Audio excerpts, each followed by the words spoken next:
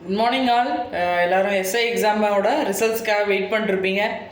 Already உங்கள் எல்லாருக்கும் தெரியும், பழைய ரிசல்ட்ஸ் வந்து அனௌன்ஸ் பண்ணிட்டு அதை வந்து கேன்சல் பண்ணாங்க. இது சம்மந்தமாகவும் 10 கொஷின்ஸ் வந்து தமிழில் கேட்கல, சிலபஸில் இல்லாமல் வந்து கொஷின்ஸ் வந்து எக்ஸாம்ஸ் வந்து கண்டக்ட் பண்ணியிருக்காங்க. அப்படிங்கிறது சம்மந்தமாகவும் மதுரை ஹைகோர்ட்டில் கேஸ் ஆல்ரெடி ஃபைல் பண்ணியிருக்காங்க. அதோட ஹியரிங் நாளைக்கு இருக்குது, அதாவது February 24 இருக்குது. February 24க்கு முன்னாடி நீங்கள் வந்துட்டு எஸ்ஐ ரிசல்ட்டை வந்து அனௌன்ஸ் பண்ணக்கூடாது அப்படின்னு ஆல்ரெடி சொல்லியிருந்தாங்க. அதனால் February 24 நாளைக்கு வந்து வர ஜட்ஜ்மெண்ட்டை பொறுத்து தான் வந்துட்டு நெக்ஸ்ட் வந்து என்ன நடக்கும் அப்படின்றத நம்ம ப்ரிடிக்ட் பண்ண முடியும். ஆல்ரெடி சொல்லியிருந்தாங்க. ஆனால் வந்து நாளைக்கு நடந்த எக்ஸாமை கேன்சல் பண்ணுறதுக்கான வாய்ப்புகள் இல்லை. எது சம்மந்தமாக அரசு தரப்புலேருந்து விளக்கம் கேட்டிருக்காங்கன்னா, மதுரை ஹைகோர்ட்டில் இந்த மாதிரி சிலபஸில் இல்லாத தமிழ் கொஷின்ஸை கேட்காமல் இருந்ததுக்கான ரீசன் ஒன்று. இன்னொன்று, இந்த மாதிரி இந்த சாஃப்ட்வேர் எரர் அந்த ரிசல்ட்டை வந்து திரும்ப ரீரிலீஸ் பண்ணுறதுக்கான இது சம்மந்தமான எக்ஸ்ப்ளனேஷன்ஸ் வந்து கேட்டிருக்காங்க.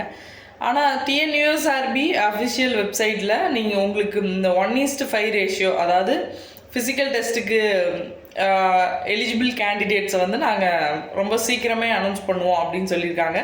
மதுரை ஹைகோர்ட்டில் நீங்கள் வந்து 24 வரைக்கும் அனௌன்ஸ் பண்ணக்கூடாது அப்படின்னு சொல்லியிருக்காங்க. மற்றபடி எக்ஸாம் கேன்சல் ஆகுமா அப்படின்னா, எக்ஸாம் கேன்சல் ஆகிறதுக்கான வாய்ப்புகள் ரொம்ப ரொம்ப கம்மி.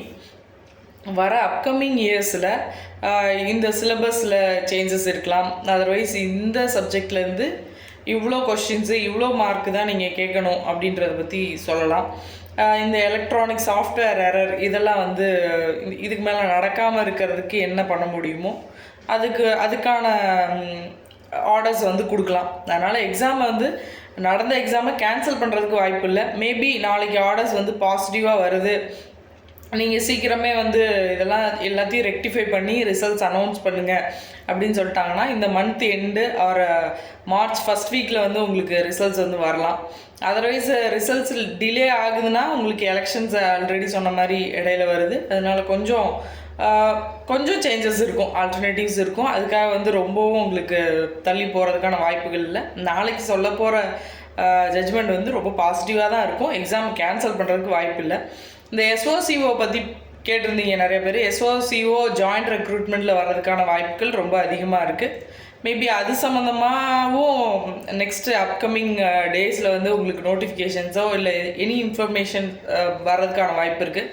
அதனால் நீங்கள் உங்கள் ஸ்டடீஸில் ஃபோக்கஸ் பண்ணுங்கள். நாளைக்கு ரொம்ப பாசிட்டிவான தீர்ப்பு வரும். அதனால் எக்ஸாமை கேன்சல் பண்ணுறதுக்கு எந்த இதுவும் இல்லை, எந்த முகாந்திரமும் இல்லைன்னு நினைக்கிறேன்.